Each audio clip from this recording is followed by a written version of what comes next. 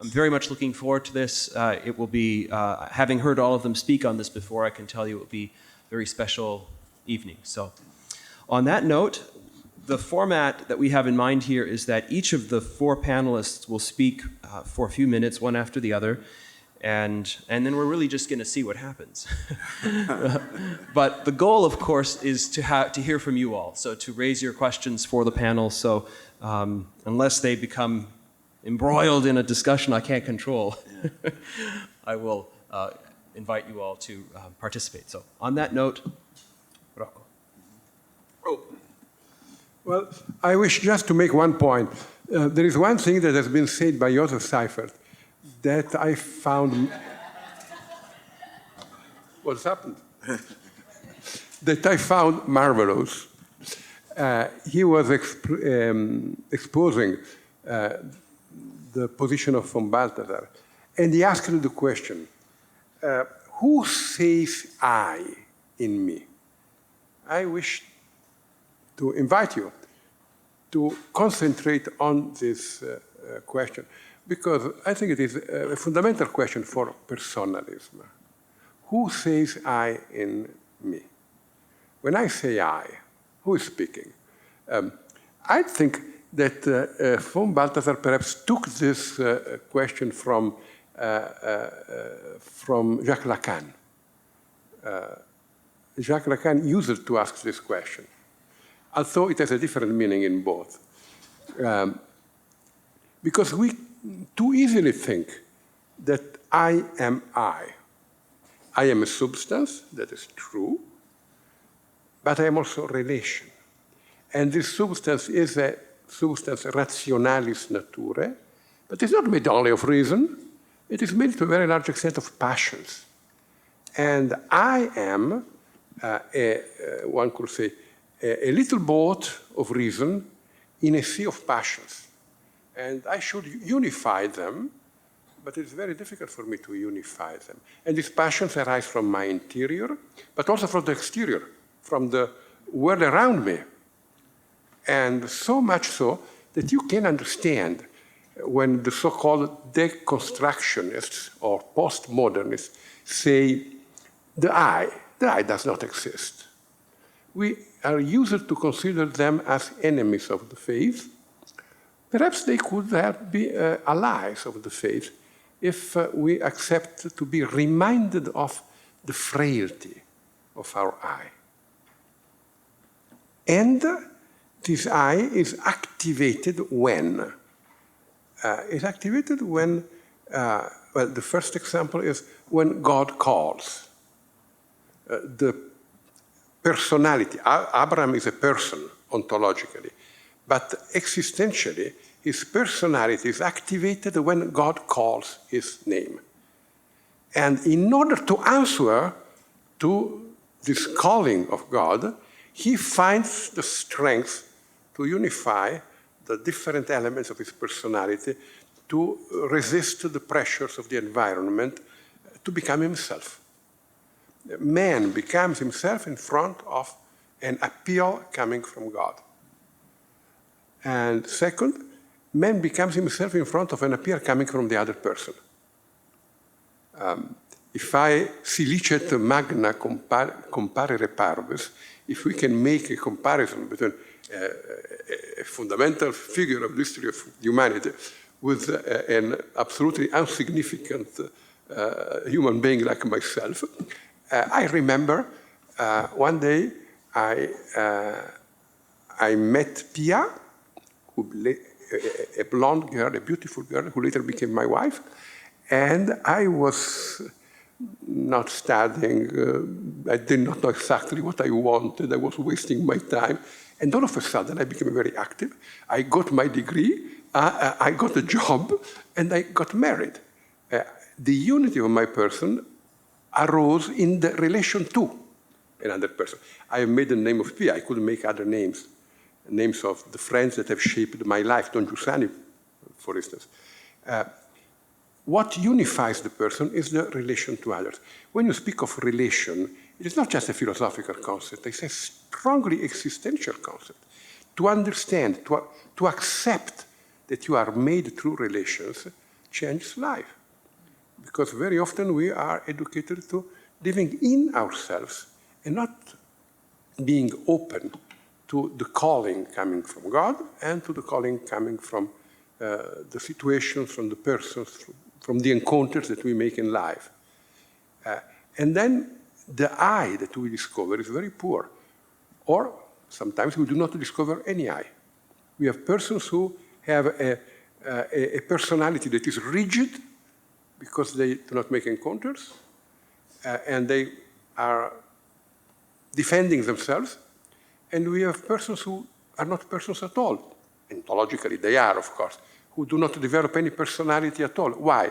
Because they are not just open to encounters, but they are disrupted through encounters that they do not live personally, because they have not a person that is strong enough to remain in the encounters they make. You remember the discussion with Joesf? The person is substance and relation. If it were only relation, it could easily go lost. If it were only substance, it would be closed in itself. The message of personalism is exactly the balance between substance and relation. I think that's, every time when I listen to this quotation of von Balthasar or of Lacan, although the difference is meaning, Lacan means you do not exist. The subject is a fiction. And von Balthasar says, yes, it is a fiction until the voice of God calls. Then it may become a reality if you answer.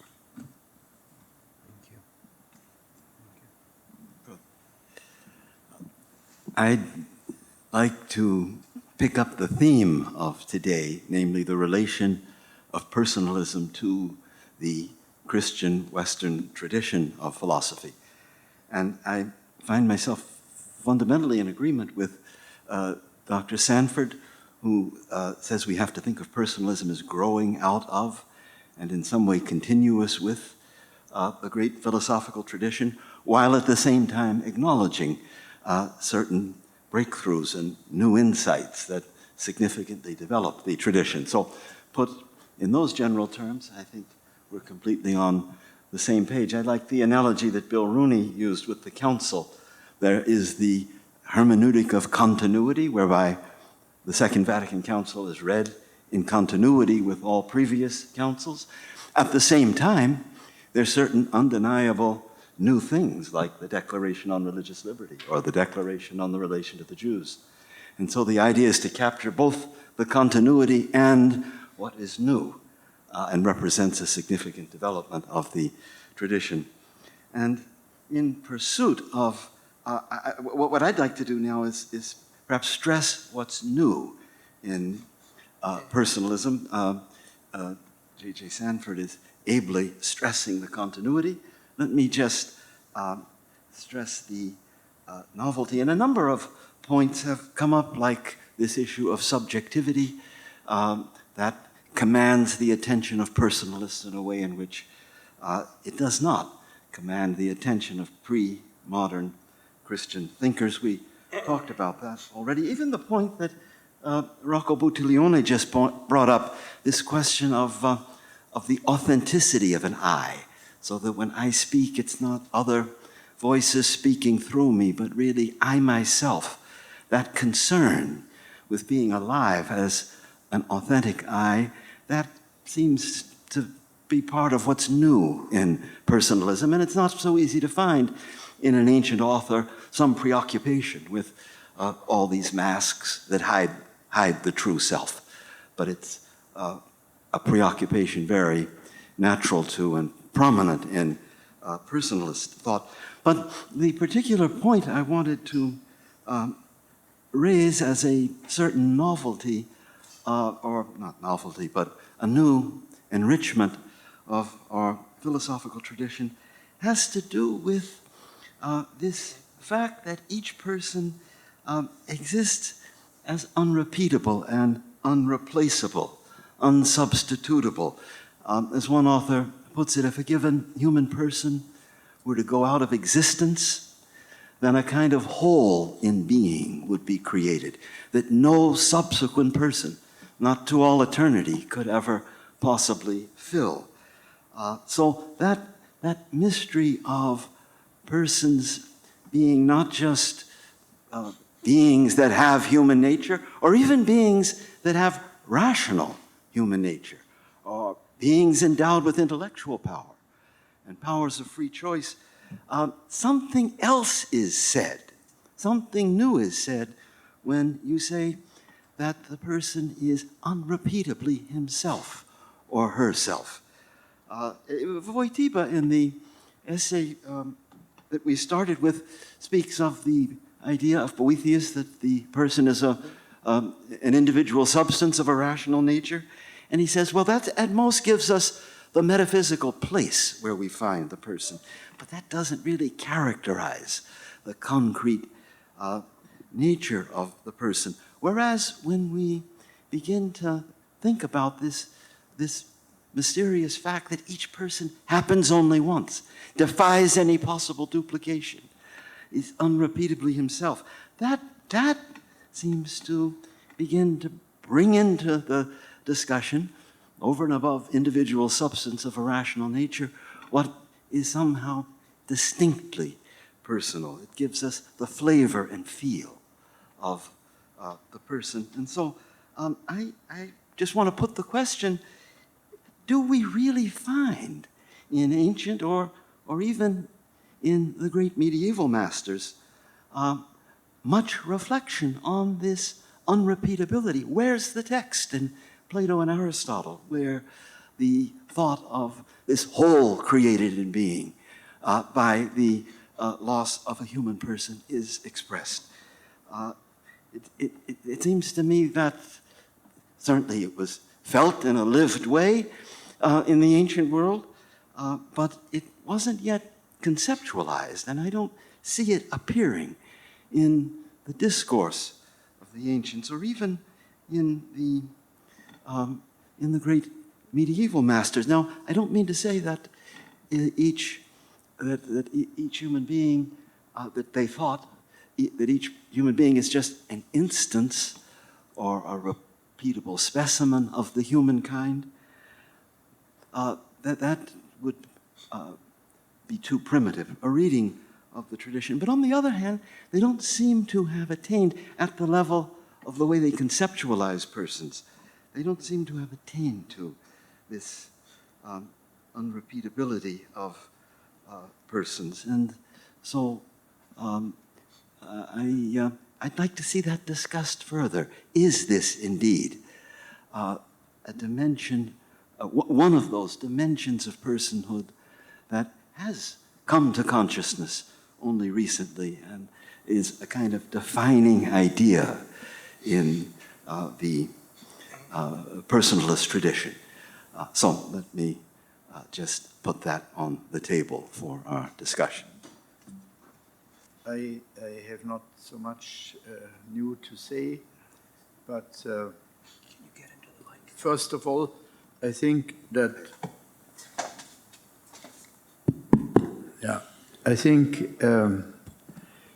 that perhaps this absolute unrepeatability and impossibility of duplicating a person in any possible world, and absolute uniqueness,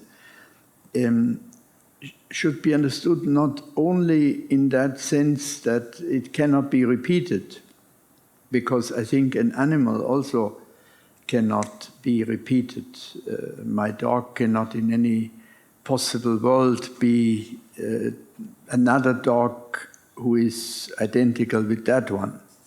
Therefore, I am also not quite satisfied by Professor Buttiglione's remark about the animals in heaven, because it seems like a theological idealism that they only exist in the thought of God, but themselves are completely mortal. I rather entertain a certain hope that as God will create a new earth and a new heaven, also this part of his creation will not be annihilated, but in some way be present there. But not all mosquitoes and all, but but anyway, this is only an aside remark. But I think to understand the uniqueness of the person, which also is the basis of philosophical proofs of the immortality of the soul, it cannot only be understood in terms of that absolute impossibility of duplicating a person, which, as I said, I think also applies to animals, but rather has a kind of qualitative unsubstitutability, which we can only understand if we understand the happiness of persons, the freedom of persons, their unique relationship to other persons, in love to God, because then I think it is, so to speak, a qualitatively higher and new kind of irreplaceability that is not only sufficiently expressed by saying that they could never be repeated in any possible world. It's rather, you can say, that uniqueness which requires the personhood of the individual person to exist. So from that point of view, I just want to make a small addition to this idea. But then I would like, because I find it's one of the most beautiful texts of ancient philosophy, so I want to very dilettantically translate and quote in some texts in Latin of this wonderful passage from the third book of De Beneficiis, of the benefits, beneficency, or whatever, of Seneca. Because his partner in the dialogue says, it is no doubt that a slave cannot give any benefit to anybody, any gift to anybody, and not to his master. He asks that, and then the other says, he cannot make his lord indebted to him, because his master pays him and pays for him and bought him, and he is obliged every day to serve his servant. His master follows him everywhere. He works in his field with greatest effort. But all of that cannot be called a benefit, cannot be called a gift that he gives to his master, because all of these are his duties and not gifts. For a benefit or a gift is only that which somebody gives, although he would be free not to give it. But the slave does not have the power to negate anything. Therefore, he gives no gift, but he obeys, and he cannot give any benefit. And then it says I will not read the whole text, but and then he gives this example, which I described before, that the slave gave his life for his master in the field, and he could escape from slavery, but he decides to stay there. And there he has, and then he adds that the slave can never be possessed in his soul and in his freedom. And that is a part of him that cannot be owned by anybody. So that's very interesting. And then he says that because he is sui juris, so this famous definition of the person is sui juris, is here found in Seneca. And then he says that beautiful text. He could have fled from this terrible fate of being a slave, and that he did not do it is only possible because the common hatred of his slavery was overcome in him by love. That caritas, he uses the term caritas, won over the hatred of his slavery and of his master. So to speak, the victory of God, it's almost a Christian text, if you like. He gives the life for his master. Love overcame all resentment and hatred against his state of slavery and against his master. And he gives even up to the point of giving his life. Well, this is a second point. And then the third point, which perhaps I want to make, is that that there is another meaning of individuality besides the 5 meanings I have mentioned, and because one could also oppose the individuality of the person to a kind of Averroistic conception of the mind and of the person. It's sort of Aristotelian, but in the Averroistic interpretation. And Professor Buttiglione has written a wonderful book on the metaphysics of the person of St. Thomas Aquinas, which precisely by not so to speak, immersing the individual person in a kind of general spirit of Averroes, preserves or insists on that uniqueness of the person, does not give. And so Balthasar warns in many texts of Buddhism, and he says that Buddhism sacrifices the person because he understands the individual person only like a case of the nature man. Or he says that the person would be lost if it were immersed or if it would merge with the absolute God.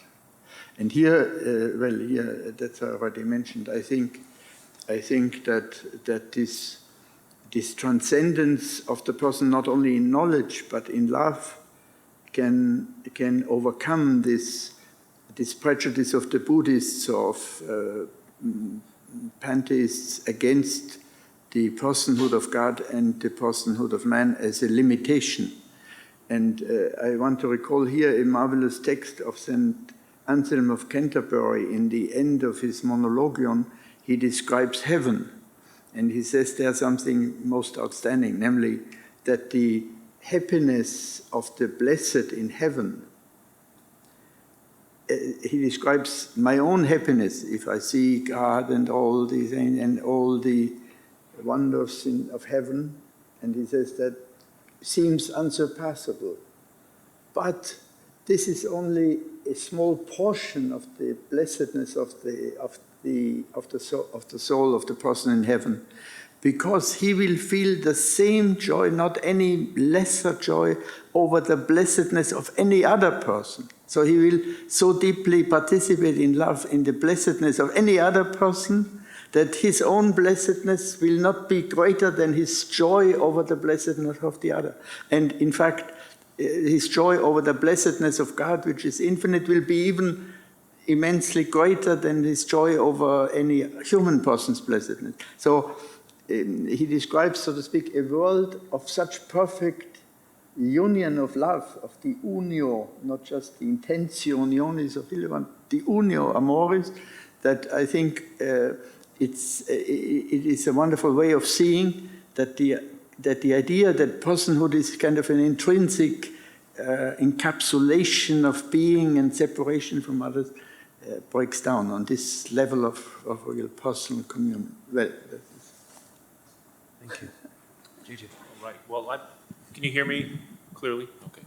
I'm a little torn here because my friend and colleague, Dr. Crosby, knows that I tend to bite when a certain bait is put in front of me, and he's given us a challenge here to show where unrepeatability makes its entrance in pagan philosophy and then Christian philosophy. And I'd like to say I'm not going to bite, but I'm not going to say that. So let me just say briefly that my claim would be that with with the delegation of the Platonic forms to the realm of secondary substances in categories 3 through 5, one finds already the recognition that to be is to be one, and to be one is to be unique. And this notion of oneness and uniqueness applies, as Professor Seifert says, generally to substance. It becomes thematized in the metaphysics, where Aristotle rejects the notion of ousia as hupokaimenon, that is to say, he rejects the notion of substance as an underlying subject in Metaphysics 7, Chapter 3, and focuses instead on the notion of substance, not just as a tati ein enai, of what it was to be, but as a tata ti, an individual something. What it is to be as a substance is to be an individual, and as such, unrepeatable. And he contrasts that with a toyanda, a such. And we use secondary substance to talk about what a being is, that it's of such and such a type. But what the being is in its inescapably unique existence is a tata ti, and we can't know that completely.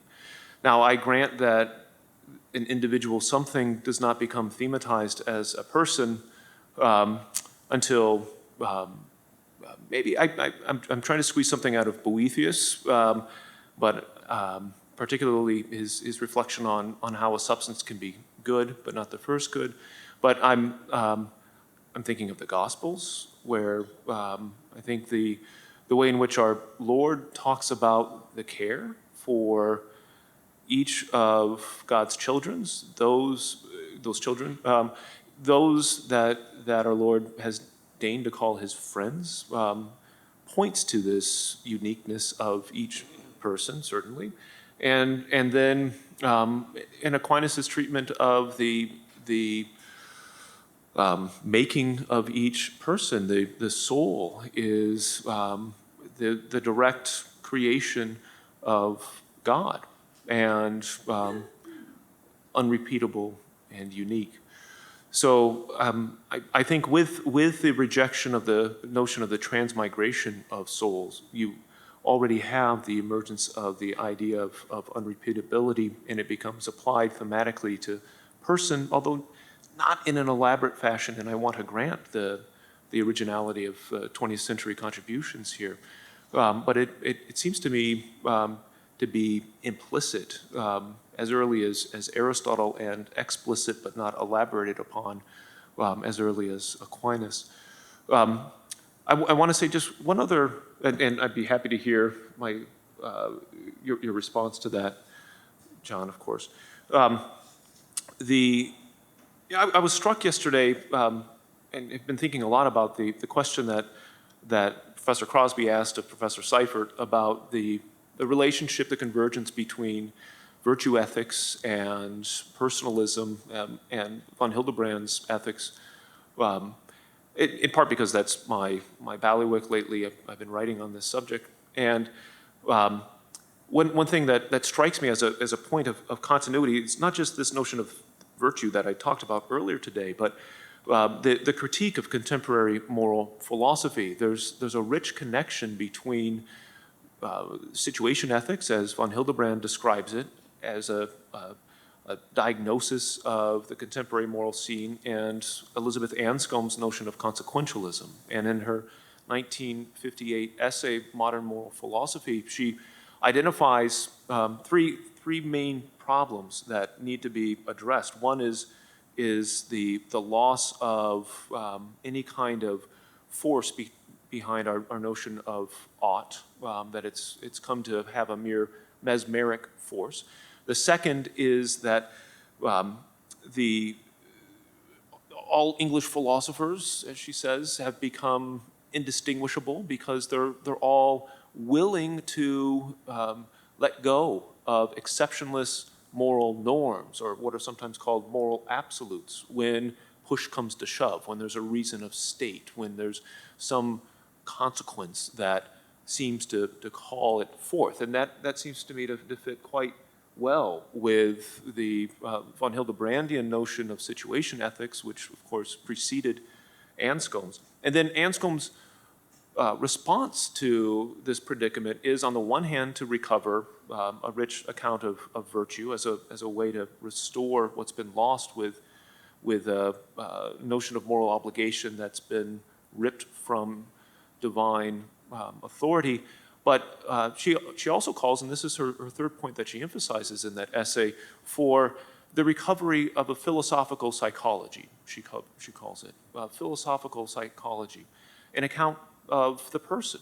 And this is something that I see, of course, John Paul II taking up and running with, but also something that personalism as such can respond to, and I think ought to respond to, because we've lost in contemporary moral philosophy and in contemporary culture a rich and thick notion of what it is to be a human person. And we can't engage in the kind of deliberative practices that are necessary for our flourishing as a society unless we recover it. And that's where I think personalism has tremendous resources. All right, would you like to respond before we're about to open it up to the floor, but maybe it makes sense for you to answer first.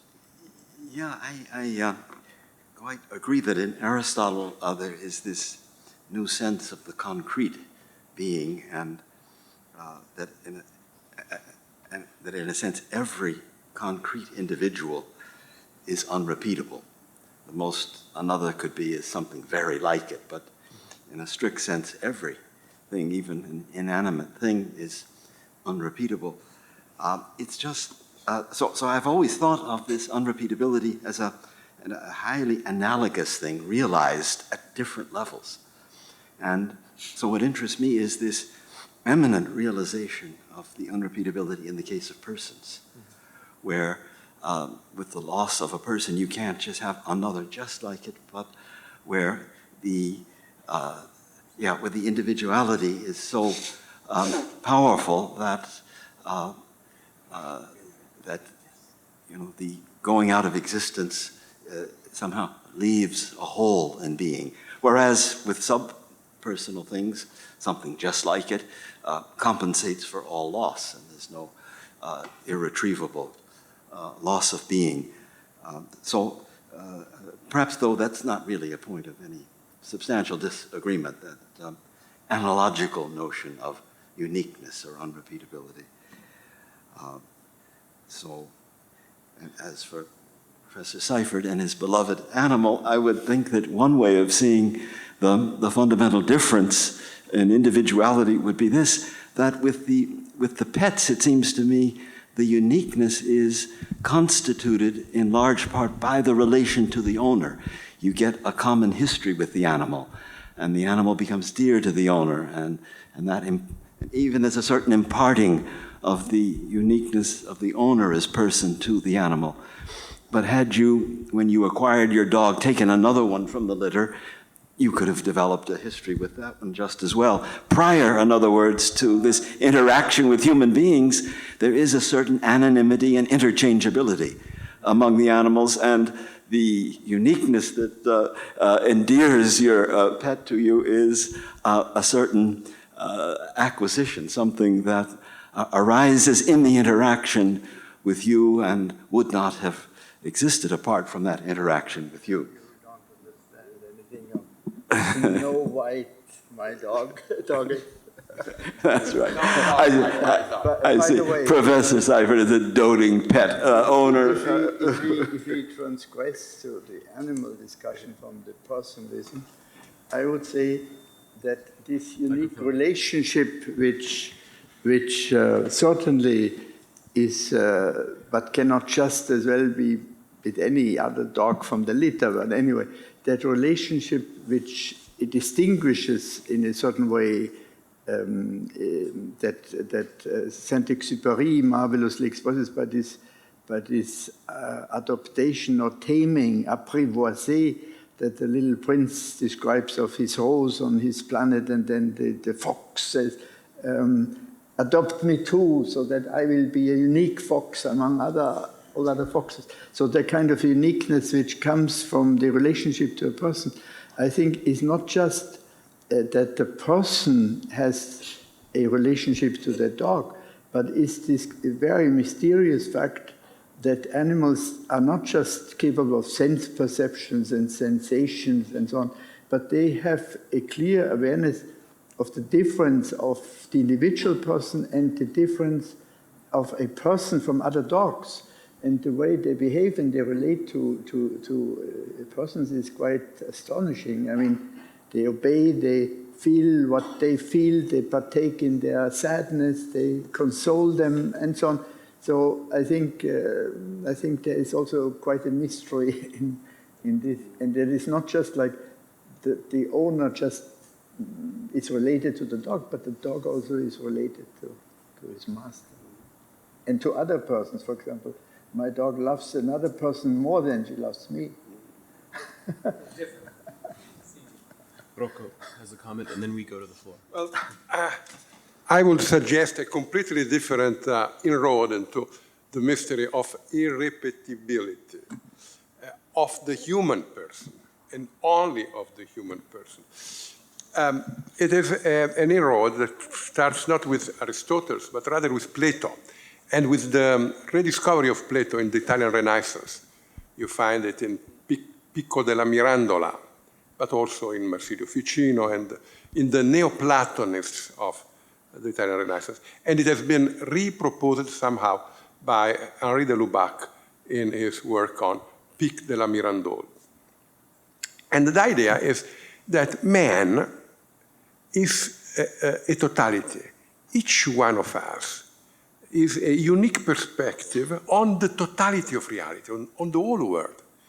And life means to interiorize the world.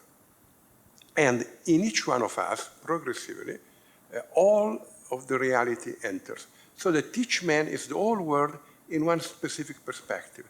And this is irrepeatable. This is irreplaceable. This is typically human. Man is made of relations, on the basis of substance, of course, but it's made of relations, and the relations that I have are not those of any other man in the world. And I bring in eternity all what I have loved. Also the dogs, I am in favor of the immortality of dogs. But very correctly, Professor Crosby has explained, because it is my dog. That is, he has entered into my world. And entering into my world, he enters into the world that God is saving. Because God wants to save the world through human persons.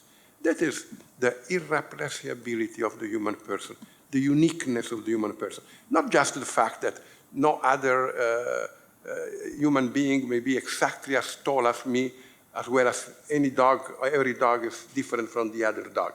No, it is the fact that I have a human experience that is equal and different from that of Professor Crosby. We see the same world, but in a different way, and the totality of this world experiences constitute well, the beatific vision.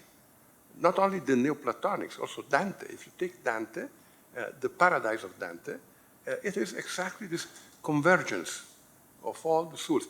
And it fits very well with the quotation of St. Anselm of Professor Seifert a few moments ago.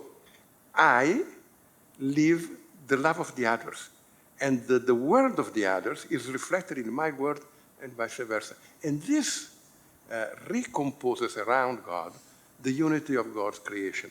This is the reason why the human person is different and irreplaceable and inimitable in a way that is qualitatively different from that of the Aristotelian substance.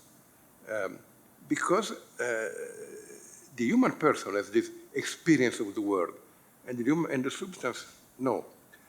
And since we are talking about these things, I take the liberty of making one observation on the tradition. Look, the pagan world has anticipations. I am ready to accept the idea that the pagan world has anticipations. Also, I have problems on the de beneficis, because the problem is not that a slave can be a man. The problem is that some men are slaves by nature, and there are men who are slaves, but not by nature, and therefore, in their souls, they are free men, and they are capable of free acts. And so the fact that that slave is a free man in his soul does not mean that there are no slaves by nature. The barbarians, of course, are slaves by nature. Only Christians will say all men are free in the sin of Adam and, slaves in the sin of Adam and free through Jesus Christ. That's new. But in any way, the idea that there are anticipations, I think is absolutely correct. But an anticipation is not the presence of the object. There is a qualitative difference that remains. Yes, if you take as the sign of the person, the rationalis natura individua substantia of Boethius, you can find a lot of things that are similar in the pagan world. If you take the relation, the becoming the other and the other becoming me through the relation of love, then it is more difficult. I think the issue of personalism begins with the recognition that rationalis natura individua substantia, that is true, but is not sufficient, does not express the inner core of the person.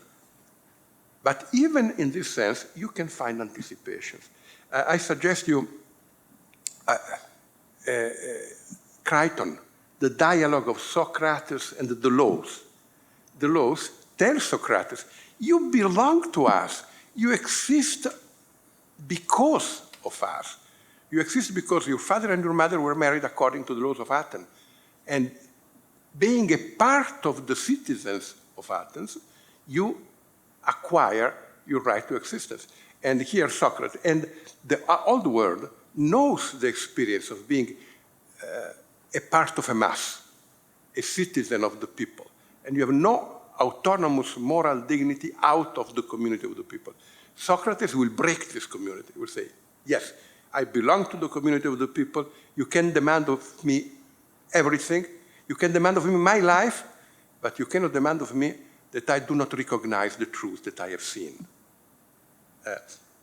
But that mass is not the community that arises through the free gift. After the individual has arisen, Socrates has become himself, separating himself from the mass, and then through an act of love, he creates not a new mass, but a community. If you take the De Civitate Dei of St. Augustine, he explains the whole history of Rome exactly in the sense of a community that is created because they belonged to each other, but not to God. And this is the reason why their belonging to each other in the end was a failure. So you find anticipations at different levels, but that is not yet the person. And the person implies this discovery of love and the love relation as constitutive of the human existence.